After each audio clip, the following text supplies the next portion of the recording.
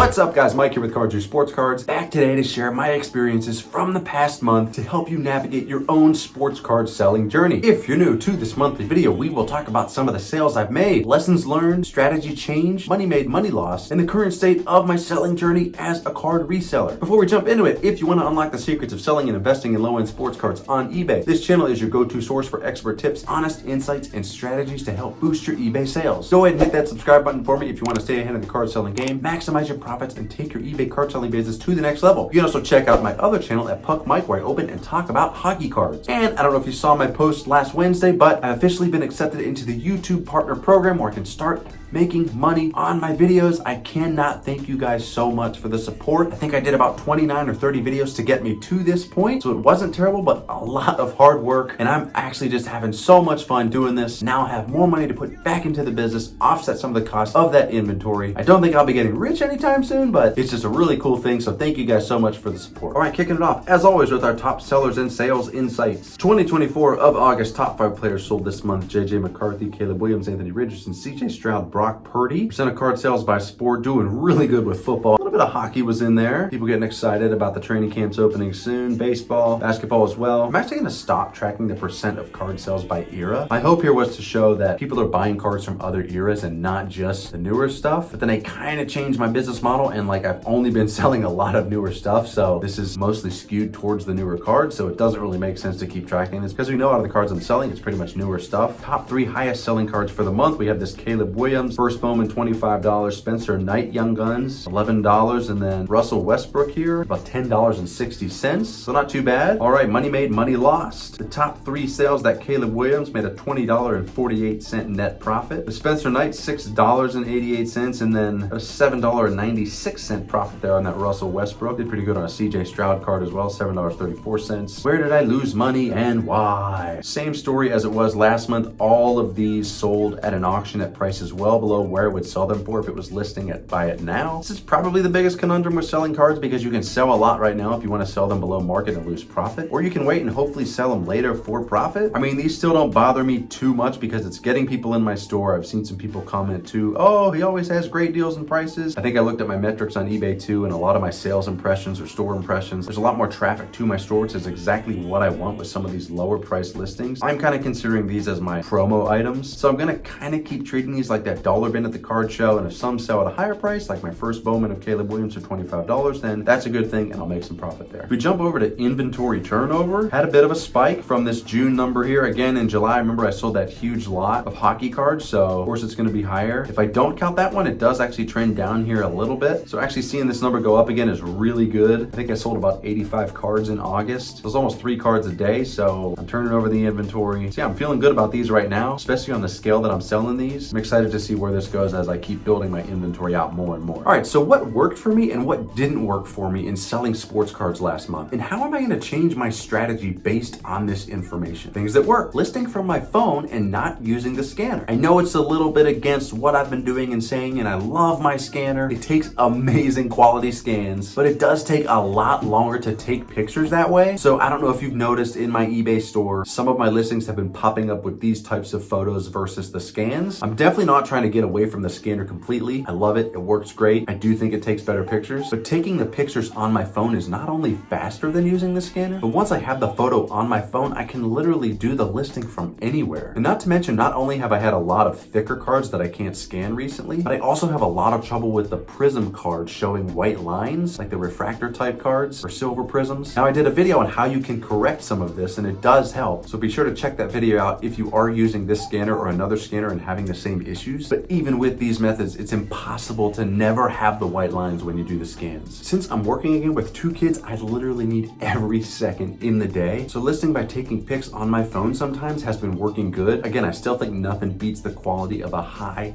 quality scan, but it is okay to experiment depending on how much free time you have. Okay, another thing that worked, not buying any new inventory. I have a lot of football stocked up from the last couple of months that I purchased. I also still have a huge hockey card collection that I might start sifting through as the season approaches. So not buying new inventory worked really well for me last month. I may may buy 1 or 2 upcoming NBA rookie lots in September. But if I don't end up doing that, I still have plenty of inventory to work with for at least a few months. Another thing that worked, auction starting at 85 cents with free shipping. Almost every card I listed at auction with an 85-cent starting bid, and free shipping eventually sold without having to relist it. I'll talk more about this when I talk about market trends, but in terms of moving inventory and also in terms of finally getting some new followers in the eBay store, because for a while that number was not climbing high, these auctions have been working. And they haven't all been selling at 85 cents. I have been getting bids on them, but for some reason that lower price attracts the bidders to make that initial first bid. In terms of things that did not work well or lessons learned, number 1, thick jersey cards in plain white envelopes. Now, let me give a tip to any seller, especially if you have a YouTube channel. The most opinionated you will see any seller be is when you talk about what goes on at the post office when you send in your card. There is always somebody who comments, well, I've been to my post office and I know the manager there. They even took me behind the counter and showed me that all of the cards go through a roller to be scanned. So you are ruining your cards if you ship them in plain white envelopes. What I've noticed actually since I moved last year into a different zip code is that not only have I had more return to sender for additional postage notices on some of my cards, but also that thicker jersey cards that are still under that 0.25-inch requirement for eBay standard envelopes are starting to get damaged through the USPS. So I know it's a different post office branch that my cards are going through now than it was before. So are they doing something different? I don't know. Most first class mail, I believe, does go through a roller at the post office to be sorted, but it also doesn't have to if the clerk hand sorts it, I believe. So was my old post office hand sorting mine once they felt maybe it was a thicker envelope versus the new one is maybe just sending it right through? I don't know, and it really doesn't matter. I could care less what goes on there. All I care about is my card getting shipped without getting damaged. So what I know now is that the branch they're currently going through is just a little bit more picky, it seems. And the thicker cards are not making it without damage, unfortunately. So how am I going to change my strategy this month based on all of these findings? In terms of the thicker cards being damaged, and when I talk about thicker cards, they're not that thick. I'm talking ones like this. This one would probably be okay, but it's ones that have had these patches like this. These little corners have gotten damaged a lot through the shipping process. So it's not like I'm trying to send super thick cards. But for those, I'm not going to send those in plain white envelopes right now, just because I've had to do some refunds because the cards have clearly been damaged. I'm not really sure what I'm going to do with those, to be honest, because a lot of the lots that I've been buying from a seller that I really like have a lot of these thicker jersey cards, and people are buying them. Now, the safest way to ship them is through a bubble mailer, but then you have to pay at least around $4 for USPS ground advantage. A lot of these jersey cards, they're cool, but they are still mediocre players. So it's not like a Tom Brady that somebody's collecting. There might be like a not so popular player who's on the Seattle Seahawks, and the person's buying it because they like the Seahawks, not really the player. They don't have as much of a wide appeal because they're not A-list players. So need to think through a new strategy here. I do want to sell more lots as well, so maybe that's a good place to stash those, but probably going to think on it a little bit more and see what might work. And then for the pictures, I'll probably keep doing a mix of phone and scanner pictures. It honestly just depends how much time I have, depends on where I'm going to scan them from. For my day job, I work from home. I sit in this room most of the day, and this is where my scanner is. It's a pain to move it. Sometimes it's also like, well, at the end of the day, I don't want to keep sitting here and scanning more cards. I'm still doing the phone pics in here, but I could just take 5 pictures really quick or 10 pictures really quick. Then if I want to hang out and watch TV downstairs, I can list those while I'm doing it from my phone. So I'm probably just going to experiment here, see what works. Might do a mix of both and just see what happens. All right, let's move on to current market trends and what I've noticed. So I'm sure you've all heard the news about Burbank Sports Cards moving its 40 million cards or something like that over to Fanatics Collect. Seems like there's mixed emotions about it. I believe the weekly poll on this channel that I did, and thank you all for voting on that, showed about a 50-50 split. Almost everyone seems to hate everything about Fanatics. When I watch videos that seem to reference them, like, don't they have the rights to make the hockey jerseys now too? I could be wrong about that, but I'm pretty sure everybody was like, oh man, that's terrible as well. Honestly, that's not the point of this, whether you like Fanatics or not, or if they're great or not. The point is, what does this do to eBay's reputation? What statement is this? eBay still has the most eyes, probably will continue to have the most eyes in terms of potential buyers. But when you have one of maybe even the largest sports card seller on your platform saying, yeah, I'm out, I think I found something better, I mean, I do think that has to raise some concern. The reality is eBay is awesome because it makes the barriers to entry for a card reseller very low. Not just a card reseller, but any industry. But certain parts of eBay are really frustrating and always hit a nerve with certain sellers. Parts like ridiculously high fees, almost always siding with the buyer in every dispute, even if they're wrong. So I think the bigger point in all of this is that you have an industry leader in Burbank going away from another industry leader in a different category, eBay, while other companies like Walmart, I think, is trying to have a card marketplace. I do think you have other platforms slowly on the rise, like Collects, I think is one, right? Which I think is is linked through Car Dealer Pro. So I don't think eBay is at risk of closing down anytime soon, or that you're gonna see a mass exodus of a ton of sellers. But I do think they're gonna lose some market share. And I do think you're gonna see people exploring other platforms. The only reason the most people sell on eBay is because it has the most traffic. So it's gonna be interesting to see how it works out with Burbank like 2 years from now, and how the market looks different because of these type of deals. And the other thing I noticed, but I wanna say it again, I mentioned this in last month's video, but I wanna say it again because it's so true. But people are still buying sports cards, but they still don't wanna pay for them. So I should say they want sports cards, but they don't wanna buy them. In other words, you can sell more cards if you sell them for cheap, but then you might lose money. But if you sell for profit, it might take longer. Continue the cycle. How do you make money in this business? Many of my cards that sold last month were $1 to $1.50 with free shipping. I didn't make money on those. Now, as I alluded to before, eventually my hope is that these cheap cards will attract buyers to look at some of my other buy it now price inventory items where I know I have priced for profit. Now, I'm definitely not getting as many sales in that respect right now though. And I know part of it is I need to have a really good inventory to make that really work. Even like basic inserts, those aren't gonna fly off the shelf. So if those are my buy it now, gonna sell for profit items, probably need some more exciting items mixed in there too. Numbered cards, autographs, some graded cards. That's gonna be a work in progress though. Ultimately, it all comes down to sourcing. Figuring out how to get the cards you wanna flip for literal